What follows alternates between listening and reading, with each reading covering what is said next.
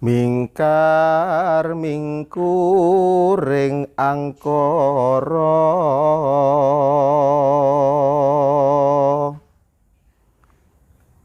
akarana karnan marti siwi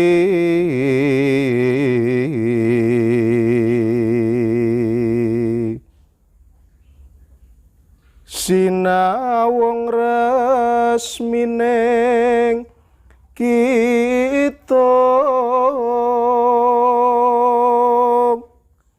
sinupa sinukarta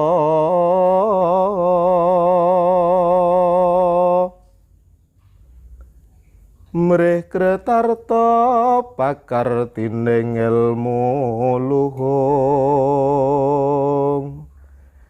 kang tumraping tanah Jawi agama ageming aji.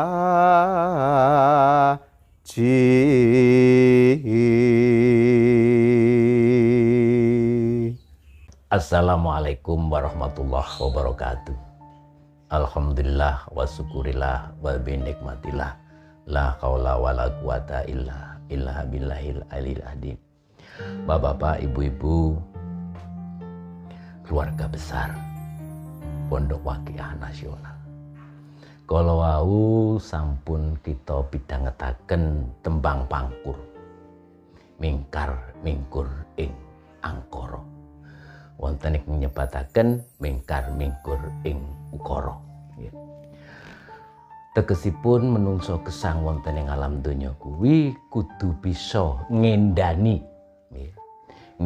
sifat-sifat dur angkara murka. Utawi kudu iso ngendani marang omongan-omongan kang ora apik. Kathah niku tenggene sosial media kita WA niku.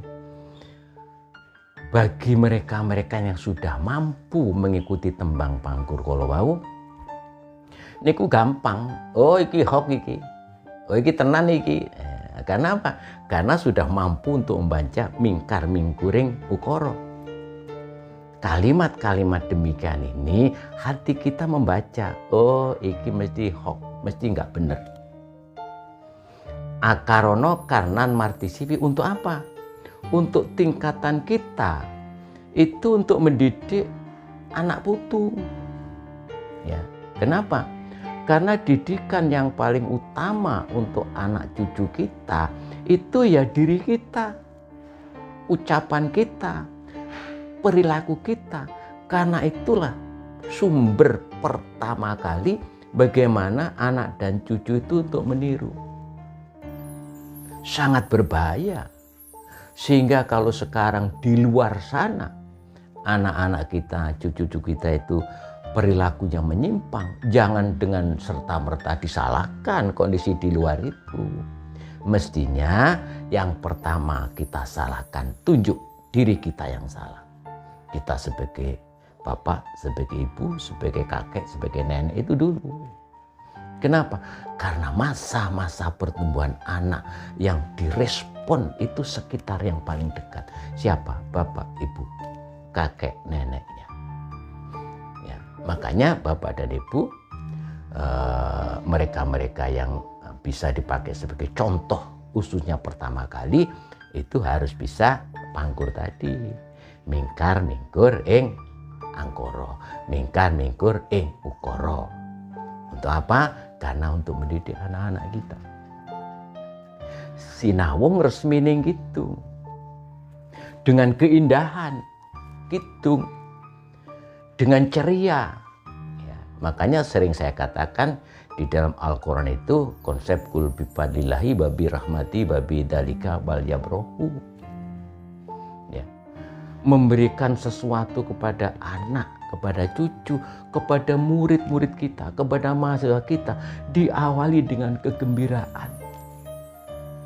Kenapa begitu? Karena ilmu-ilmu yang baik itu hanya bisa digegem oleh anak didik kita. Apabila kita sampaikan dengan cara-cara sinawung resmine gitu. Jadi kalau ada dosen, katakan dosen ya, kalau itu dosen atau guru ya, killer. Itu ilmunya yang masuk kepada anak-anak itu ilmu-ilmu yang buruk-buruk. Maka jangan disalahkan, nun sewu ya. Kalau sekarang di Indonesia itu banyak sekali koruptor dan sebagainya. Bisa jadi itu hasil didikan kita sebagai seorang guru.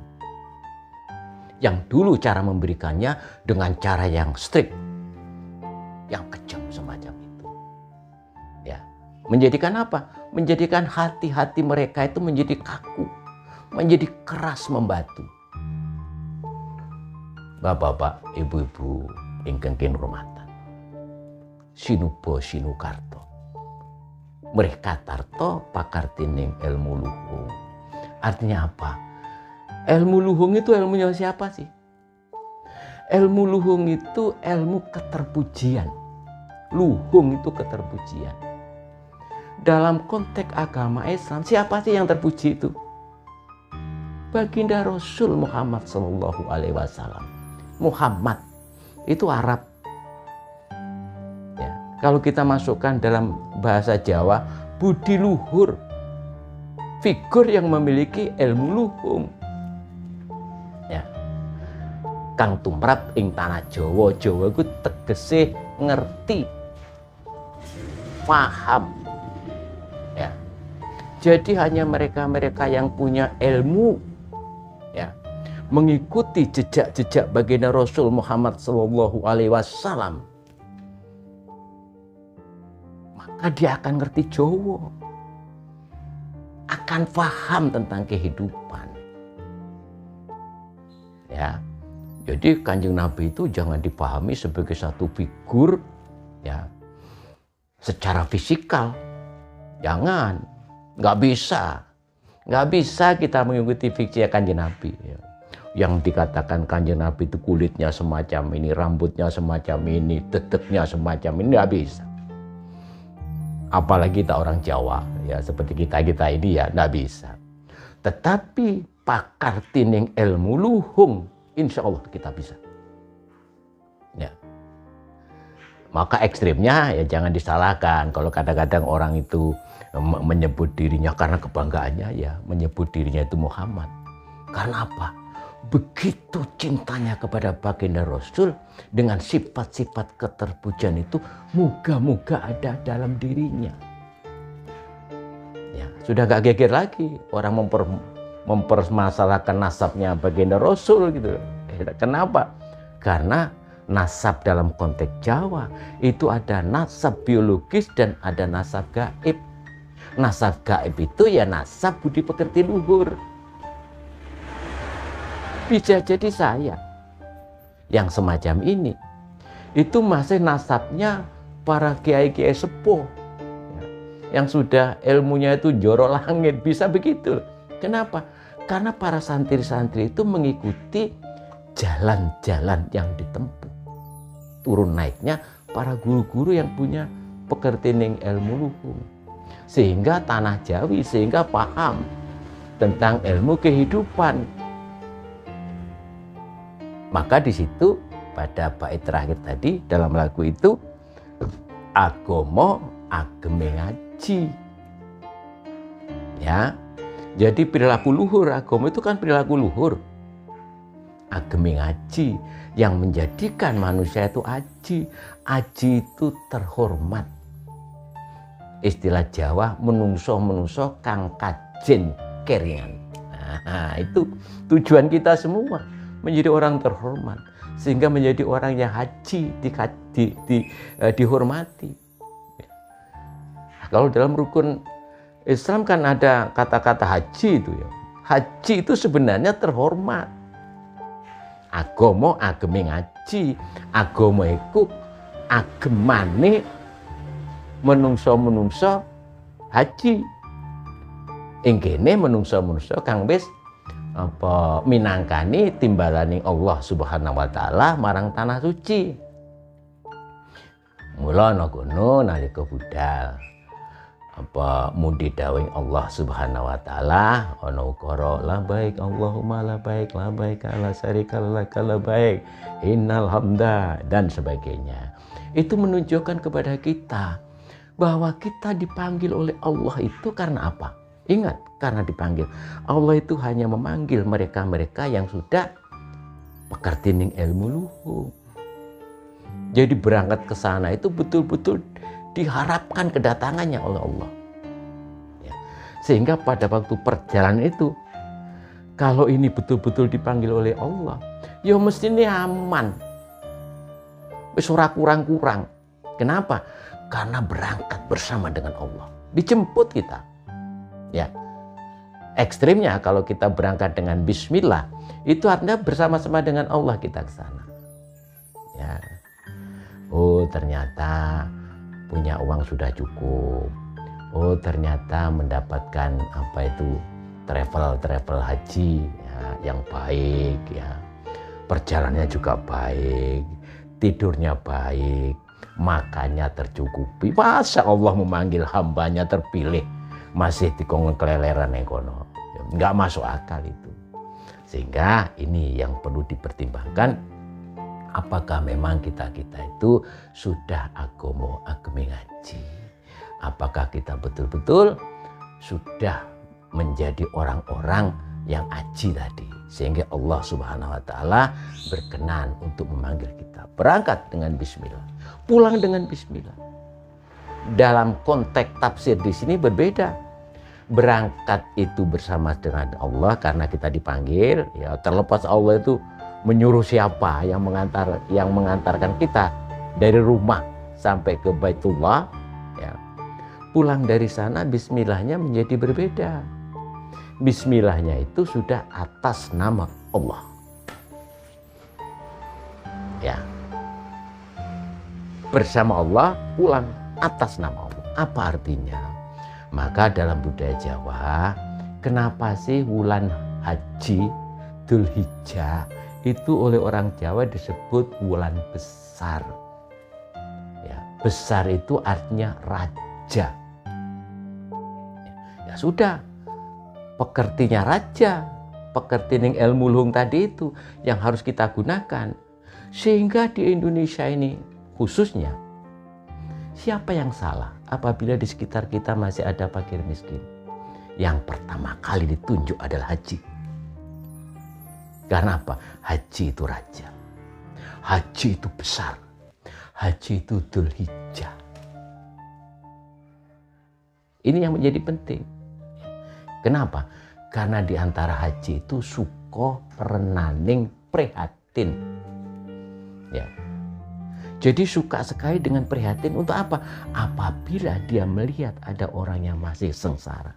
Dalam konteks agama, anak yatim, fakir miskin. Itu yang didahulukan. Ya.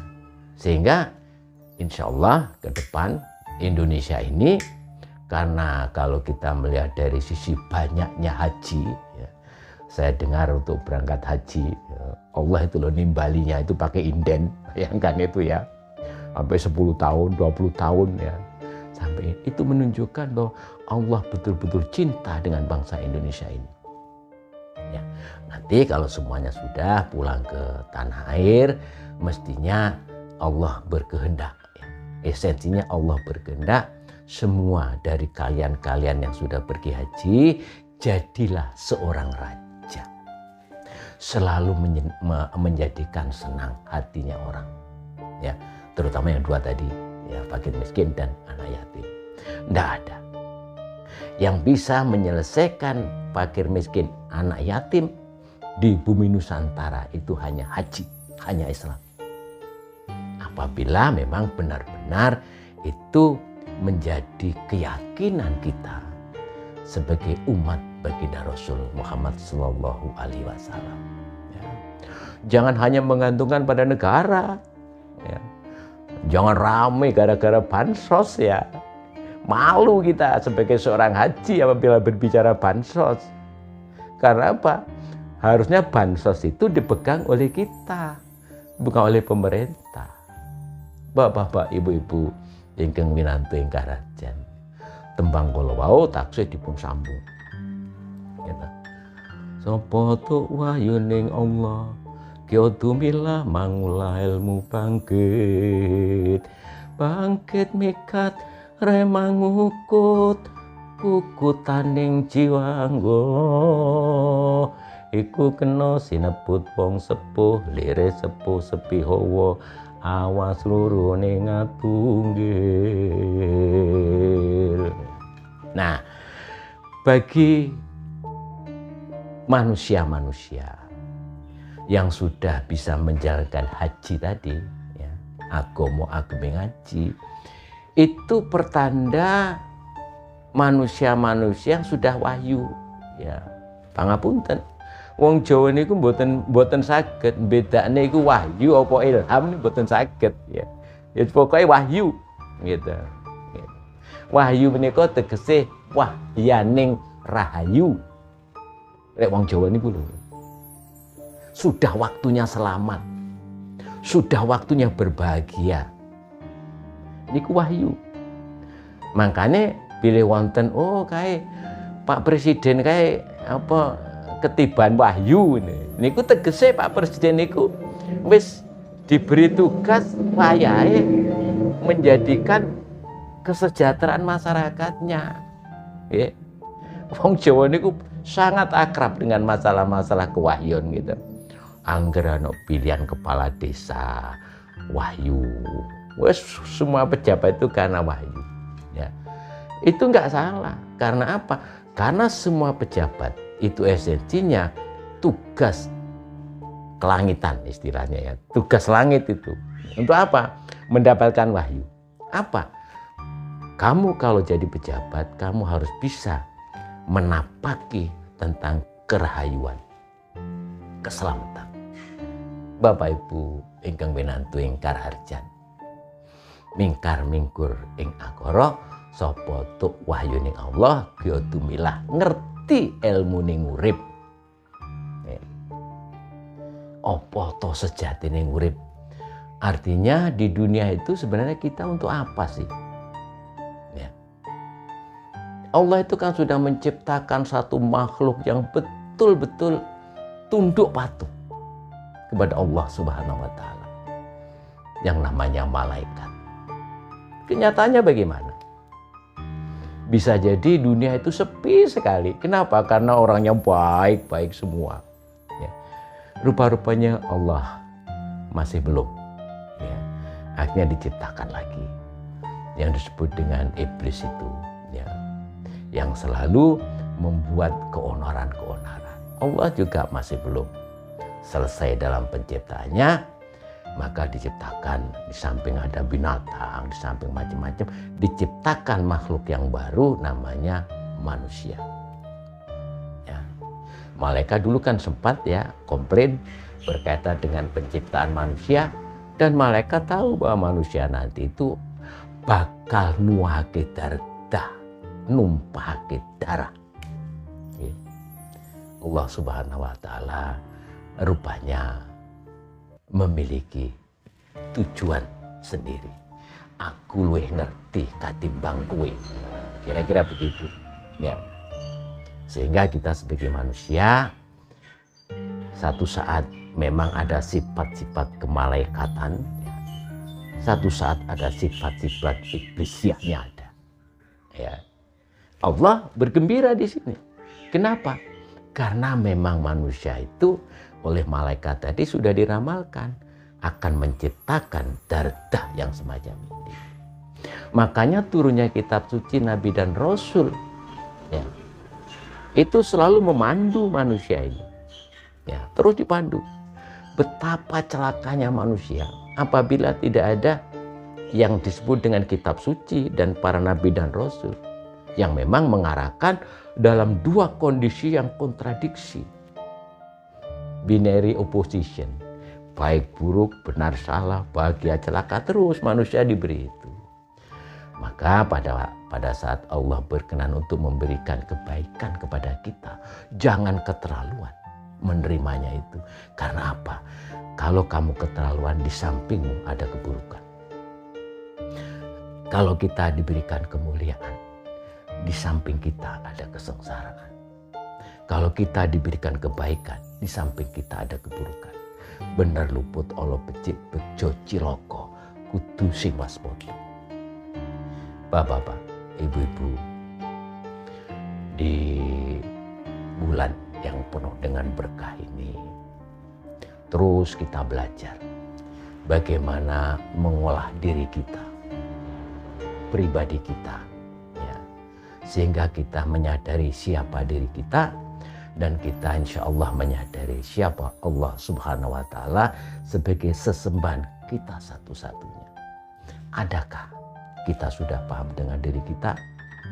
Kalau kita paham, dan apabila kita kepingin untuk paham, jangan gampang telunjuk kita itu mengarah keluar sana. Ya, harusnya mengarahnya ke dalam diri kita sendiri, ya, untuk mengkoreksi diri. Ya. Tidak menyalahkan diri sendiri. Kenapa? Karena dalam rangka untuk mengkoreksi. Tidak menyalahkan orang lain. Kenapa? Karena kita tidak paham. Bisa jadi mereka-mereka itu sebagai satu sarana oleh Allah menguatkan keimanan kita. Ya. Sama dengan yang sudah sering kita bicarakan dalam guyon ya, guyon maton ya. Jadi kalau di Indonesia itu banyak koruptor, merajalela sekarang ini. Ya, kenapa itu terjadi? Karena telunjuk kita sering menyalahkan si koruptor itu. Apakah tidak salah? Salah.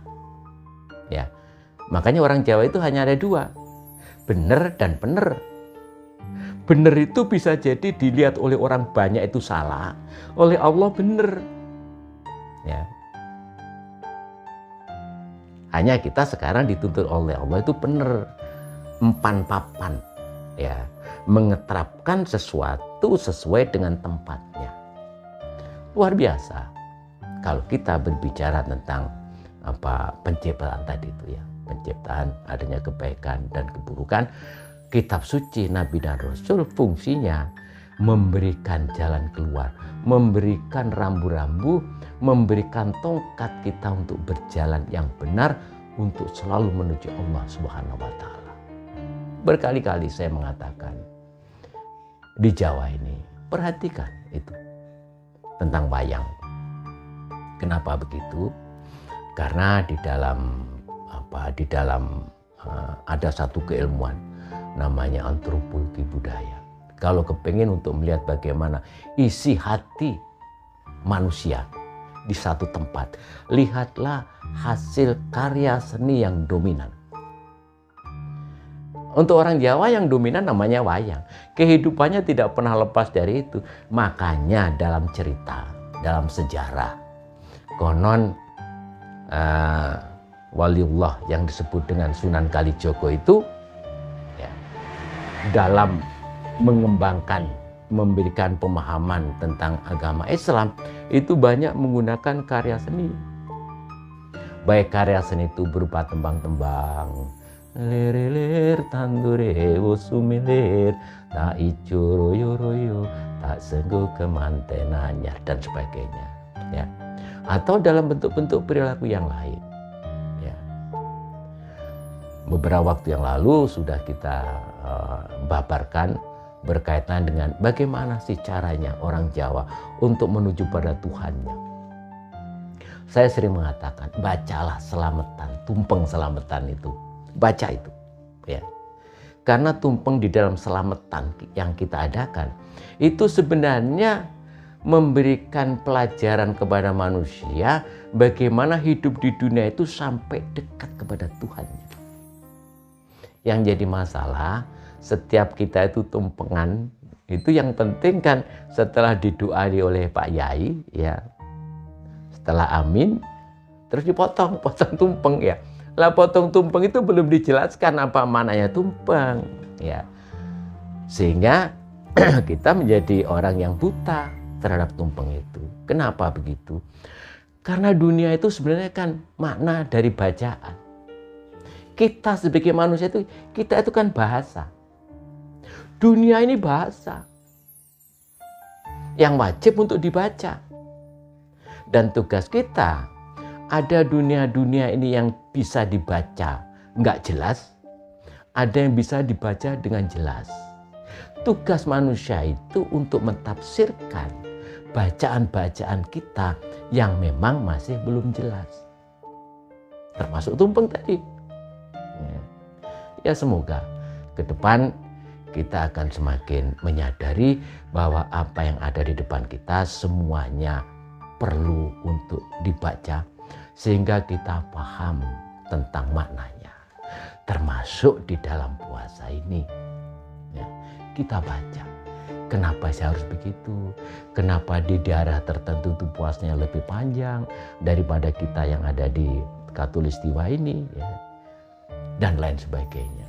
Sehingga semakin lama kita akan semakin memahami itulah kehidupan.